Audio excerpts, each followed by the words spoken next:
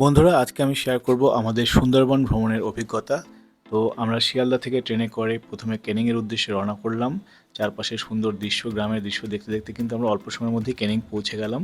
ক্যানিং আসলে খুব বেশি একটা দূরে নয়। ক্যানিংয়ে নামার পরে ওখানে বনবিবির মন্দিরের পাশেই রয়েছে টোটো স্ট্যান্ড।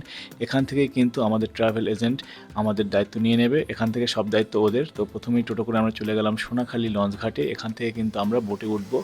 তো এই এখন আমরা বোটে উঠে নিচ্ছি, এটা হচ্ছে আমাদের বোট।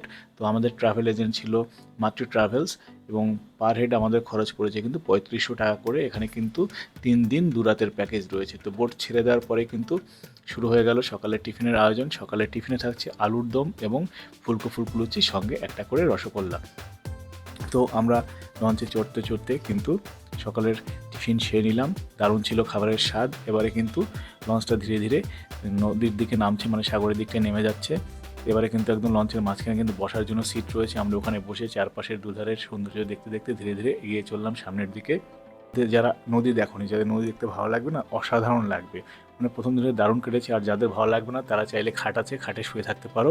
যাদের একটু টায়ার্ড লাগবে তাদের জন্য কিন্তু আমরা কিন্তু চেয়ারে বসে চারপাশে সৌন্দর্য দেখে দেখে সামনের দিকে এগোতেছিলাম। খুব সুন্দর একটা পরিবেশ, খুব সুন্দর লাগবে যাদের নদী ভালো লাগে তাদের জন্য। মানে পুরো একটা সময় কিন্তু আমরা নদীতে থাকবো, ম্যাক্সিমাম সময়টাই। আমার কাছে তো অসাধারণ লেগেছে এই অভিজ্ঞতাটা। বসতে বসতেই কিন্তু আমাদের এরপরে যে নাস্তার আয়োজন সেটা চলে এলো। এখানে কিন্তু আমাদের থাকছে লোটে মাছের চপ। চপটাও দারুণ ছিল। এরপরে ২ ঘন্টা পরে আমরা পৌঁছে গেলাম আমাদের নেক্সট স্টেশন, যেটা হচ্ছে ঝাড়খালি অ্যানিম্যাল পার্ক। তো এই অ্যানিম্যাল পার্কের মধ্যে আমাদের টিকিট কেটে ঢুকতে হবে। এখানে ৩০ টাকা প্রবেশ মূল্য রয়েছে। তো আমরা ধীরে ধীরে এগিয়ে চললাম। একটা পার্কের মতো বাচ্চাদের খেলাধুলো করতে ভালো লাগবে, প্লাস কিছুটা চিড়িয়াখানার মতো রয়েছে। এখানে কিন্তু আমরা বাঘ এবং কুমির দুটোই দেখতে পাবো, অর্থাৎ জলে কুমির, ডাঙায় বাঘ। তো খাঁচার ভেতরে টোটাল ৩টে বাঘ রয়েছে এখানে। তোমরা চারপাশটা ঘুরে ঘুরে দেখতে পারবে, বেশ জঙ্গলের মধ্যে দেখতে ভালোই লাগবে। বাঘগুলো সুন্দর চুপচাপ করে বসেছিল, জাস্ট কিছুটা চিড়িয়াখানার মতো। তো অতটা ভালো লাগেনি। এরপর যখন আমরা বোটে উঠলাম, বোটে ওঠার পরে কিন্তু দুপুরে খাওয়ার আয়োজন শুরু হয়ে গেল। দুপুরের মেনুতে থাকছে কিন্তু আলু ভাজা, ডাল, ভেটকি মাছ, সেই সঙ্গে চিংড়ির মালাইকারি। তো সি ফুড প্রচুর থাকবে আমাদের ভ্রমণে, যেহেতু সুন্দরবন যাচ্ছি, সি ফুড না খেলে কি হয়। তো ভেটকি মাছটা পুরো ফ্রেশ ছিল, দেখতে পাচ্ছ খুব সুন্দর ছিল এবং দারুণ হয়েছিল টেস্টটা। সেই সঙ্গে চিংড়ির স্বাদটাও কিন্তু দারুণ হয়েছিল। তো দুপুরে খাওয়ার পর আমরা আবার সুন্দর করে চেয়ারে বসে পড়লাম। একটু বিকেলে রোদ পোয়াতে পোয়াতে একদম চারপাশে সৌন্দর্য দেখতে দেখতে কিন্তু সন্ধে হয়ে গেল। তো সন্ধ্যের সিনটা সব থেকে দারুণ ছিল। এখন কিন্তু আমাদের যে যাত্রাস্থলের গন্তব্যস্থল সেটা হচ্ছে পাখিরালয়। তো নামার আগে আমাদের কিন্তু আবার বিকেলে টিফিনও দেওয়া হলো। সেখানে কিন্তু চা আর চাউমিন দেওয়া হয়েছিল, এবং এটা হচ্ছে আমাদের হোটেল আপনজন হোটেল। এই হোটেলে কিন্তু আজকে আমরা থাকবো ২ দিন। কিন্তু আমরা এখানে থাকবো। তো হোটেলের ভেতরের ওভারভিউটা তোমাদের দেখিয়ে দিচ্ছি। এখানে হচ্ছে ৪ জনের একটা রুম। তো রুমটা বেশ ভালোই রয়েছে, বাথরুমে কমোড রয়েছে, শাওয়ার জলের ব্যবস্থাও খুব ভালোই ছিল। তো রুম নিয়ে কমপ্লেন নেই। এছাড়া বিকেলে কিন্তু আমাদের লোকাল যে ঝুমুর নৃত্য সেটাও কিন্তু দেখানো হয়েছে ওদের পক্ষ থেকে। খুব দারুণ লেগেছিলো ঝুমুর নৃত্যটা দেখতে। এরপরে রাতের খাওয়া দাওয়া, রাতের খাওয়াই কিন্তু ছিল মাটন। তো এখানে মাংস ভাত, একটা সবজি ছিল আর ডাল ছিল। তো মাটন ভাতটার টেস্টটা খুব দারুণ হয়েছে, এবং পুরো রান্নাটাই কিন্তু ওরা লঞ্চেই করবে, জাস্ট হোটেলের যে রেস্টুরেন্ট সেখানে তোমার খেতে দেওয়া হবে। তো পরের দিন আমরা আবার সকালবেলা ৮টার সময় বেরিয়ে পড়লাম। সকালেই কিন্তু আবার টিফিন দেওয়া হলো। এখানে কিন্তু আলুর দম, রসগোল্লা এবং আবার লুচি দেওয়া রয়েছে। আর প্রতিবেলাতেই কিন্তু তোমরা ১ কাপ করে চা পাবে, সেটা আমি আর দেখালাম না।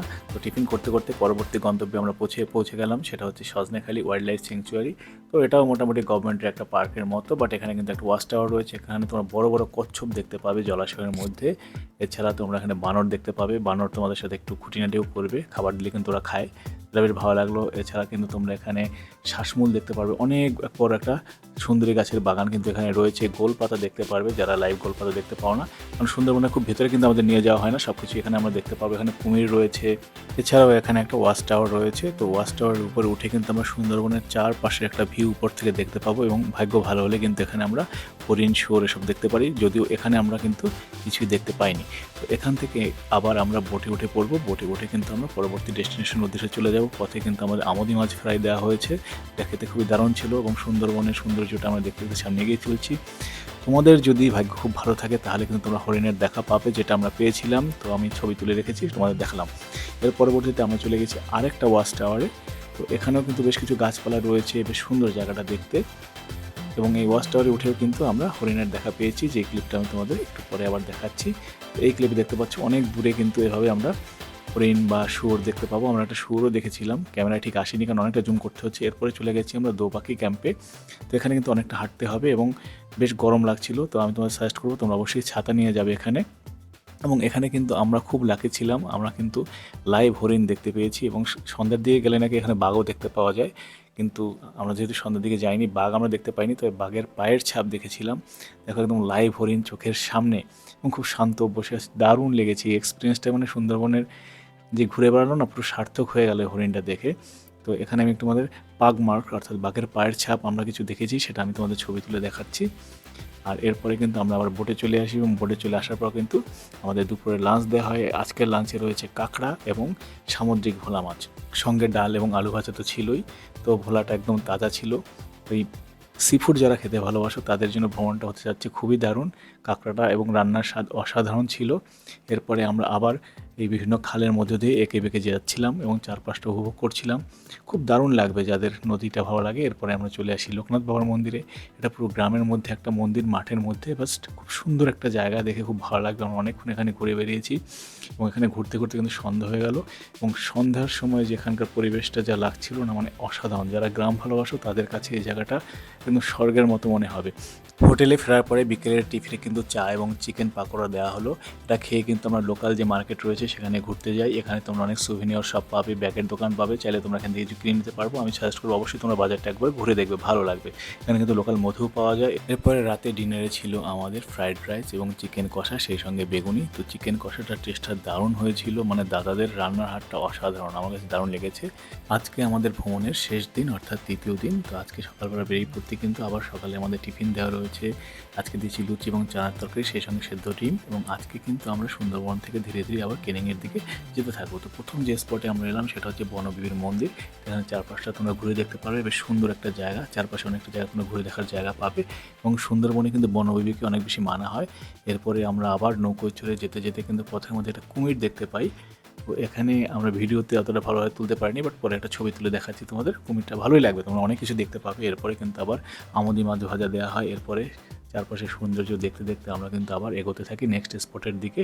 পরের স্পটে কিন্তু আমরা চলে এসেছি। এখানে একটা বাজারের মধ্যে দিয়ে আমাদের যেতে হবে, বাজারটা অবশ্যই ঘুরে দেখবে। এটা হচ্ছে আমাদের হ্যামিল্টন বাংলো। বেসিক্যালি এখানে তেমন কিছুই নেই, জাস্ট একটা কাঠের বাংলো, অনেক আগে ইংলিশরা এটা বানিয়েছিল, এটাই দেখার জিনিস। দু একটা ছবি তোমরা তুলতে পারো। এরপরে চলে গেছি বেকন বাংলো। এটা কিন্তু রবীন্দ্রনাথের বাংলো বলা হয় বা ট্যাগোর বাংলো। এটা বেশ সুন্দর, এখানে অনেকগুলো স্ট্যাচু আছে, এখানে তোমরা ছবি তুলে অনেক টাইম পাস করতে পারবে। এই জায়গাটা আমার কাছে খুব ভালো লেগেছে। তো এখানে বুদ্ধ স্ট্যাচু আছে, অনেকটা টাইম তোমরা এখানে স্পেন্ড করতে পারবে। এরপর কিন্তু ধীরে ধীরে আমরা এগিয়ে চলছি ক্যানিংয়ের দিকে। দুপুর গড়াতেই কিন্তু আমাদের আবার দুপুরে লাঞ্চ দেওয়া হলো। মেনুগুলো কিন্তু পরিবর্তনশীল, এক এক সময় এক একটা মেনু দেওয়া হবে। এরপর কিন্তু ওরা আমাদের ক্যানিং নামিয়ে দেয় এবং ক্যানিং থেকে ট্রেনে করে আমরা আবার শিয়ালদা পৌঁছে যাই। তো মাতৃ ট্রাভেলসের নাম্বার আমি দিয়ে দিলাম, তোমরা চাইলে ওদের সঙ্গে যোগাযোগ করতে পারো। তো দেখা হচ্ছে পরবর্তী ভিডিওতে, ভালো লাগলে লাইক করে দিও।